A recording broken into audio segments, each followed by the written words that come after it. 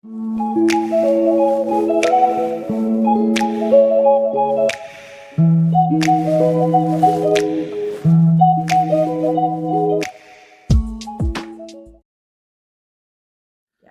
sebelum berakhir barangkali teman-teman ada yang mau menanyakan. Saya minta Bu Yoyo selaku Kabid Dafduk ya, atau mau usul, monggo Bu disampaikan. Silakan. Cerita tentang Bangko ya. Saya kan nggak tiap hari Mumpung ke ada, sini. walaupun alhamdulillah Bangko Padahal sejauh ini Bu Yoyo ini sering WA-WA iya. sama saya. Nah, ini nanya langsung Bu, atau diskusi langsung juga ya. Baik Ibu, terima kasih Mbak. Ya. Yang ingin saya tanyakan mungkin terkait dengan aplikasi yang ada di EKD yang untuk pendaftaran online. Kapan itu akan 100% digunakan? Kemudian apakah aplikasi yang ada di daerah, kita juga punya aplikasi pendaftaran online, apakah setelah itu digunakan kemudian di daerah itu dengan aktifkan atau seperti apa? Itu yang pertama. Kemudian terkait dengan pencatatan status perkawinan. Jadi ini karena memang dulu dokumen kependudukan kusut ya Bu ya. Jadi sekarang yang dampaknya baru terasa sekarang. Jadi salah satunya yang sering kita hadapi adalah perkawinan yang awalnya tidak tercatat, sudah tidak tercatat dalam database. Kemudian mereka akan berubah menjadi tidak tercatat. Seperti itu. Tetapi salah satu pasangannya sudah tidak ada. Jadi mereka tidak diketahui keberadaannya di mana, tapi di dalam database masih bergabung dalam kakaknya. Itu apa yang harus kita lakukan. Itu salah satunya. Kemudian banyak juga permintaan perubahan perubahan data terkait dengan status perkawinan ataukah nama itu sekarang jadi lebih banyak permintaan itu karena memang awalnya mereka tidak aware dengan dokumen kependudukan, jadi baru terasa sekarang untuk pelayanan apa gitu, ternyata namanya berbeda-beda ataukah status perkawinan yang tadinya kawin jadi yang tadi berubah jadi tidak kawin seperti saya tahu ya Ibu. Hal seperti itu mungkin Bu yang minta pohon penjelasannya. Ya. Baik, terima kasih. Pertama tentang aplikasi IKD itu nanti akan kita masifkan. Nah, kita akan menuju ke sana. Namun pertanyaannya, mulai dari sekarang kita sudah masif sebenarnya. Tapi seiring dengan itu kita harus juga kami di pusat melengkapi sarana prasarana dan infrastruktur dan juga security data. Nah, ini yang paling penting karena zaman sekarang kalau kita lihat pengamanan data ini sangat penting sekali. Nah, kita menuju ke sana, Bu. Jadi lakukan saja aktivasi ini semaksimal mungkin setiap waktu, setiap saat. Nah, pada saatnya nanti penggunaannya akan masif. Nah, itu kita berangsur-angsur Pak seiring dengan berbenah kita tentang yang saya katakan tadi, sarana prasarana infrastruktur, terutama juga security data, keamanan data. Kedua tentang status yang Ibu tanyakan status perkawinan tadi. Nah, inilah yang membedakan perkawinan tercatat dengan perkawinan tidak tercatat. Dan pastilah perkawinan tercatat ini yang paling bagus karena sesuai dengan hukum negara dan juga agama. Karena apa? Perkawinan tercatat oleh negara ini ketika misalnya pasangannya menghilang entah kemana, misalnya kalau salah satu pasangannya ingin mengakhiri hubungan misalnya, itu bisa saja diajukan ke pengadilan. Berbeda dengan kalau perkawinan tidak tercatat. Sekali kita mencatatkan perkawinan tidak tercatat, tujuan Dukcapil itu kan sesungguhnya untuk mencatat kemudian kita nanti mengisbatkan yang akhirnya juga akan tercatat. Tapi kan banyak yang belum diisbatkan juga. Nah, kalau salah satu pasangan pergi, ini tidak bisa bermohon yang salah satunya karena Dukcapil nanti akan dituntut. Kenapa katanya gitu. Dan perkawinan tidak tercatat itu tidak bisa dibawa ke pengadilan agama untuk disidangkan bahwa dia akan cerai kayak gitu, tidak bisa. Jadi yang bisa bersidang di pengadilan agama itu ketika perkawinannya tercatat. Karena hal utama yang ditanyakan tentu buku nikah. Sedangkan perkawinan tidak tercatat ini tidak ada buktinya seperti itu. Sebenarnya semangatnya dulu itu Pak, kita membantu pada waktu dulu 2016 itu, maksud kita perkawinan tidak tercatat itu ada sebuah keluarga yang sudah tua, yang sudah turun-temurun, anaknya banyak. Nah, Terus ketika akan dibuatkan akta kelahiran mereka nggak mau karena mereka tidak mau ditulis anak seorang ibu. Sedangkan sekampung itu tahu bahwa itu memang ayah anak itu gitu. Pada saat itu dicatat sementara bahwa perkawinannya belum tercatat dengan harapan nanti kita isbatkan gitu untuk mendapatkan buku nikah dan tercatat.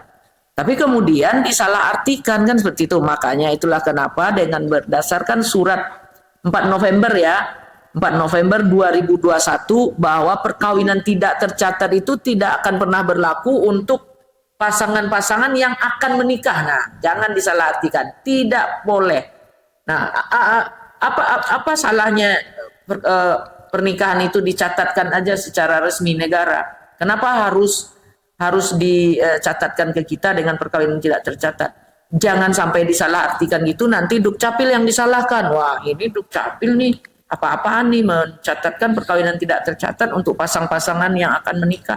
Seperti itu tidak. Jadi tidak begitu ya pemahamannya. Itu lihat lagi surat edaran yang 4 November tersebut.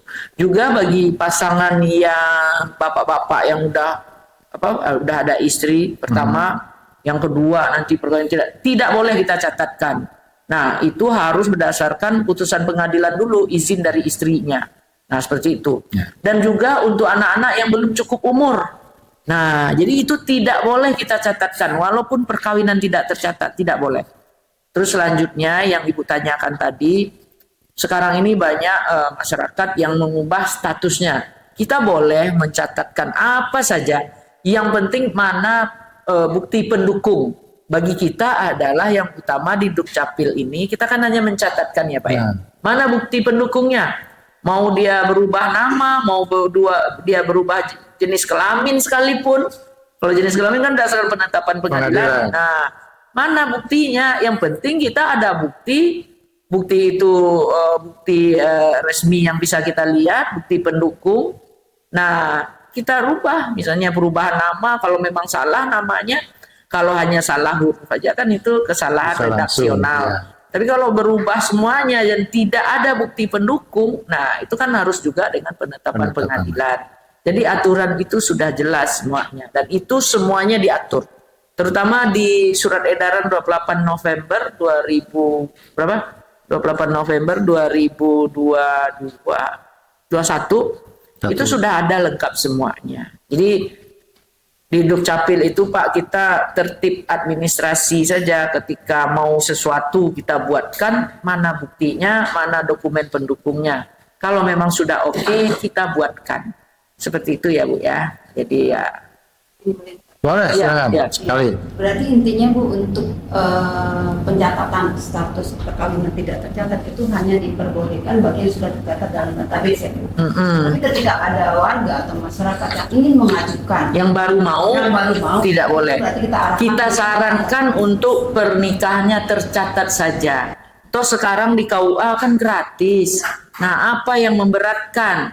Kalau enggak mau tentu ada sesuatu. Nah, kita tidak mau disalahkan. Sekarang Dukcapil ini tempat kesalahan, Pak. Apa-apa nanti, nah itu Dukcapil, tapi nggak apa-apa. Kita melayani masyarakat.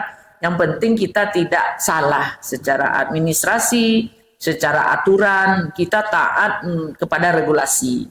Teman baik, teman sejati kita itu kan Pak Dirjen juga bilang adalah aturan atau regulasi. Seperti itu.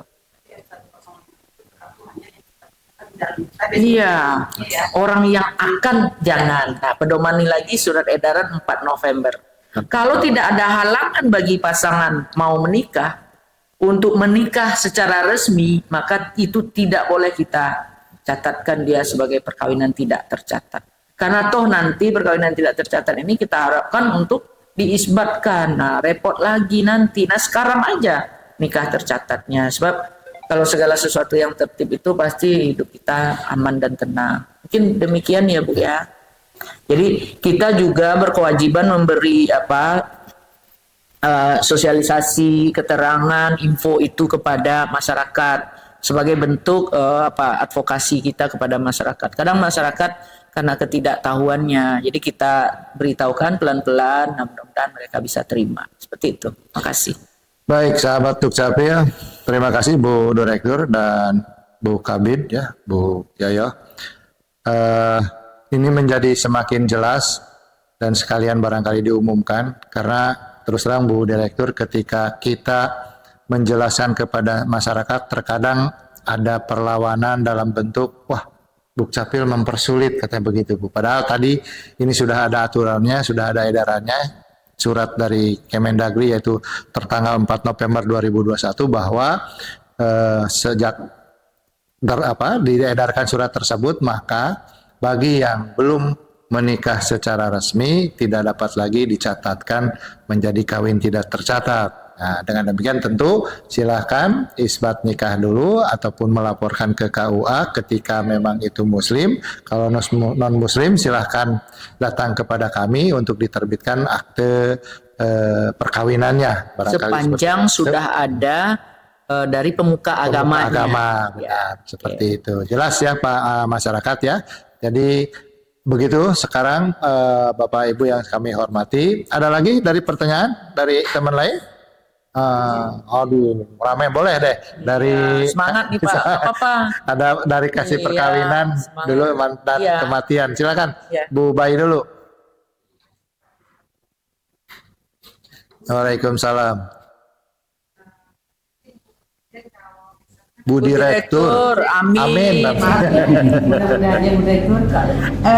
Kalau perkawinan disahkan sebelum umur 19 tahun, tetapi dia datang mencatatkan udah umur 19 tahun, bagaimana itu Bu? Nah, nggak bisa begitu. Jadi waktu dia nikah itu, kalaupun di bawah umur, boleh boleh kita catatkan sepanjang ada dispensasi dari pengadilan. Nah, sepanjang ada dispensasi dari pengadilan, kita boleh catatkan. Walaupun dia di bawah umur, kan sudah ada aturannya seperti itu.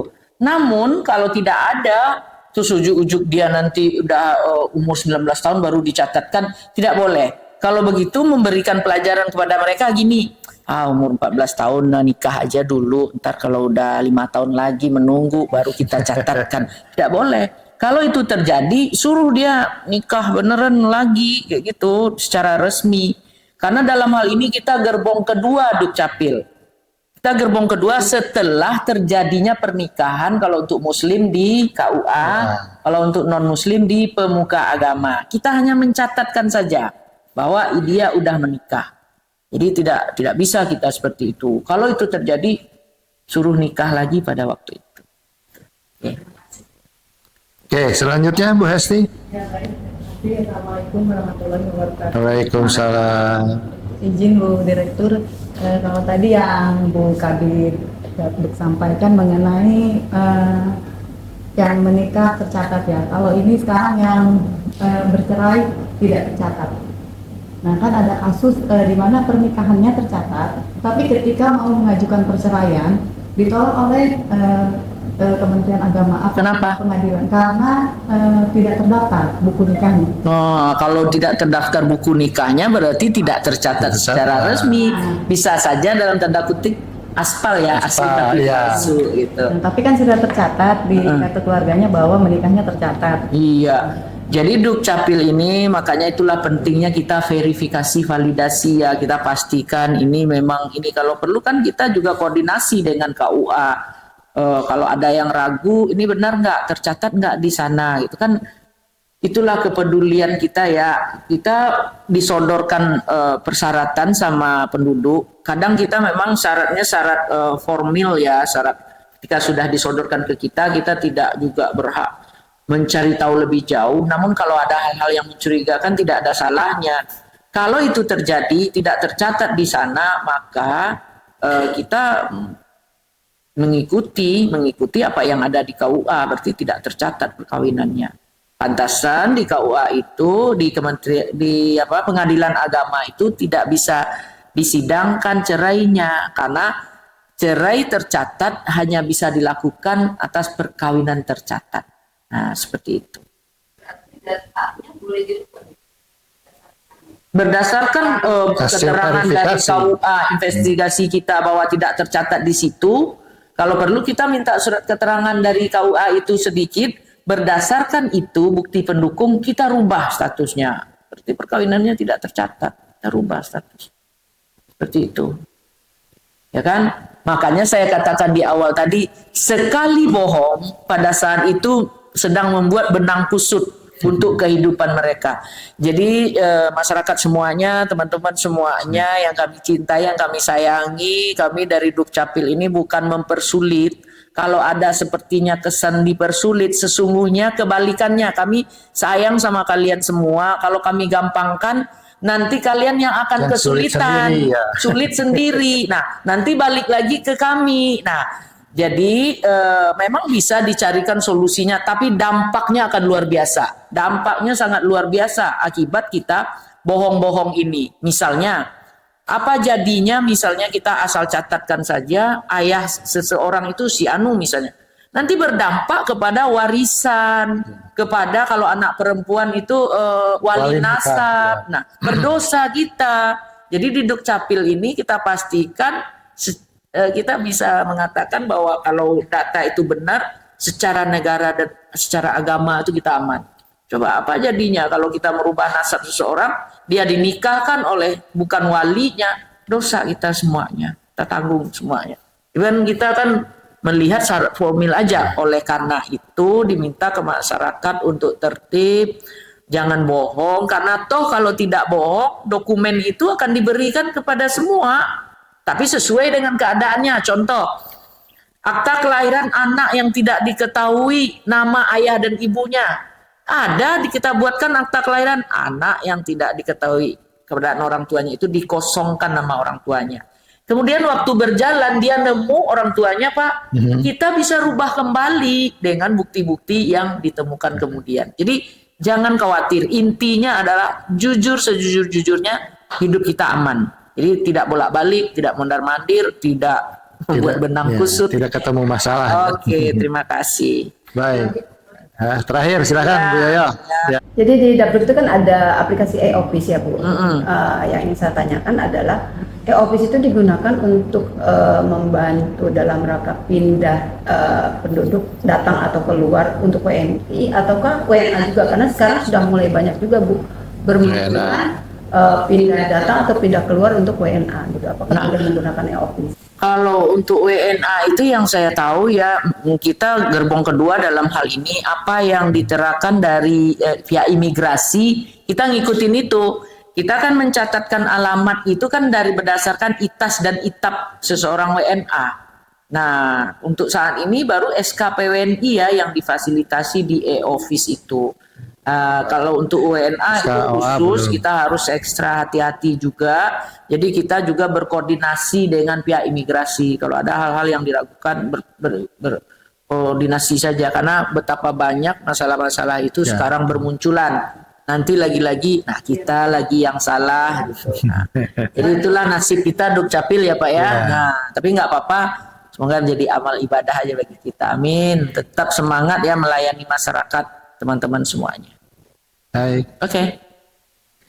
Cukup? Nah, Yang SKPOA itu selama ini kan saya offline, tapi atas saran Bu Niken tadi ternyata kita harus berkoordinasi dengan imigrasi. iya. Saya kan tidak tahu Bu, keabsahan itu perpindahan menggunakan dari imigrasi ada surat pindahnya Bu, apakah imigrasi atau tidak, nanti saya akan bersurat baru saya proses. Iya, jadi tidak ada salahnya kita berkoordinasi. Jadi teman-teman di kantor imigrasi itu adalah sebagai teman kita yang setiap saat bisa kita kontak untuk berkoordinasi. Itu kan koordinasi yang baik juga di antara kita. Sebab nanti kalau terjadi permasalahan jangan kita saling salah menyalahkan. Itu ya. Siap, Bu Niro. Mungkin itu Bu terkait dengan bisakah maksudnya antara Kementerian Dalam Negeri terutama Dirjen Dukcapil dengan imigrasi, mungkin Bu ada satu database yang terintegrasi. Ya. Jadi kita lebih enak Bu. Jadi sebenarnya ada kan mereka udah ber-PKS dengan kita, namun sampai saat ini masih kurang data balikan dengan mereka. Oleh karena itu nggak ada salahnya ya kita koordinasi langsung aja gitu.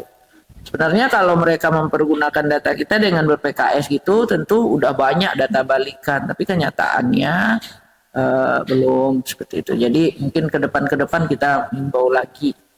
Oke, makasih. Cukup? Baik. Pak, sebentar. Apalagi, ayo boleh. Seru nih Pak, seru nih. Iya, kalau gitu sering-sering aja saya diundang ke sini. Siap. Nggak bayar juga nggak apa-apa. Siap.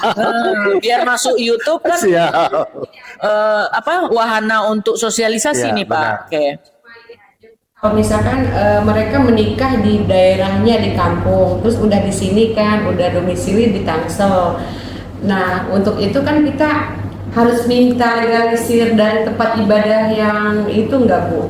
Di sana enggak, atau yang perwakilannya di sini gitu. Karena udah lama menikahnya gitu kan. Iya. Seperti itu Bu. Karena di peraturan kan 60 hari sebenarnya Iya. ya gitu Iya. kan. Jadi kalau ada yang ragu Bu, kalau ada yang ragu tidak ada salahnya kita koordinasi ya. Misalnya kalau nggak ragu, kalau dia bawa memang yang aslinya surat dari pemuka agamanya bahwa sudah menikah, kan nggak apa-apa juga kita catatkan. Tapi pasti kalau yang ibu tanyakan itu ada sesuatu yang ibu ragukan. Kalau ada sesuatu yang ibu ragukan tidak apa-apa berkoordinasi. Kalau orang tidak bohong, mau berkoordinasi sama siapa, dia welcome, terbuka aja. Ini nomor ini yang bisa ibu hubungi di sana. Kalau ibu nggak percaya, silakan. Tapi kalau dia marah-marah, nah itu mulai kita pertanyakan, Terus curiga ya. kenapa marah-marah nih? Kan saya mau membuktikan saja kan gitu ya kalau dalam hati kita gitu. Jadi teman-teman yang melayani masyarakat di Dukcapil ini harus memang lebih aware ya Pak ya, tidak Ya. melayani begitu aja, tapi memang melayani dari hati. Ya. Sering saya katakan teman-teman di Dukcapil ini kita itu semua tidak hanya melayani secara formal seperti itu, tapi dari hati kita. Kita mau membantu itu dengan segala cara kita cobakan, dan sering saya katakan kalau gaji kita pegawai negeri ini sama, yang honor-honor juga sama honornya, tapi yang kelebihan kita adalah ketika kita bisa membantu masyarakat, itu pasti senangnya luar biasa. Dan kita berharap itu jadi amal ibadah kita yang dicatat di sisi Allah Subhanahu wa taala. Nah, kalau udah begitu kita semangat terus gitu.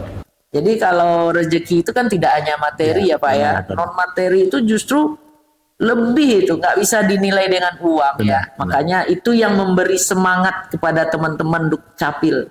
Dalam keadaan apapun kita semangat. Coba lihat berfoto kita. Dalam keadaan apapun semangat. Nah, tidak ada kata yang tidak semangat. Oke. Terima kasih, mungkin demikian, lebih kurangnya mohon maaf. Assalamualaikum warahmatullahi wabarakatuh. Waalaikumsalam warahmatullahi wabarakatuh. Sahabat Dukcapil dan teman-teman seluruh jajaran staf Dukcapil Tangsel, pada hari ini lengkap sudah peristiwa penting, yaitu turunannya yang berbentuk akta pencatatan sipil dan peristiwa kependudukan dari mulai KK, KTP, IKD dan KIA tadi, demikian juga pindah datang, pindah keluar sudah dibahas. Jadi berharap warga masyarakat menjadi lebih paham dan menjadi lebih aware. Kalau selama ini kami selalu menjawab pengaduan di medsos-medsos, baik yang tidak resmi ataupun resmi, mengatakan sepanjang jujur, inilah beliau yang menginspirasi saya. Dalam setiap kesempatan Rakornas, beliau selalu mengatakan seperti itu. Jadi masyarakat, jujurlah padaku, begitu ya. Insya Allah permasalahannya akan selesai dan kami akan bantu. Tapi kalau tadi dengan melampirkan data yang tidak benar, tadi Bu Direktur sampaikan, maka disitulah Anda sedang sebetulnya menggali permasalahan yang akan ketemu suatu hari akan mempersulit Anda sendiri. Demikian, lebih kurang kami mohon maaf. Billahi taufiq wal hidayah. Wassalamualaikum warahmatullahi wabarakatuh. Waalaikumsalam warahmatullahi wabarakatuh. Terima kasih Pak Adi.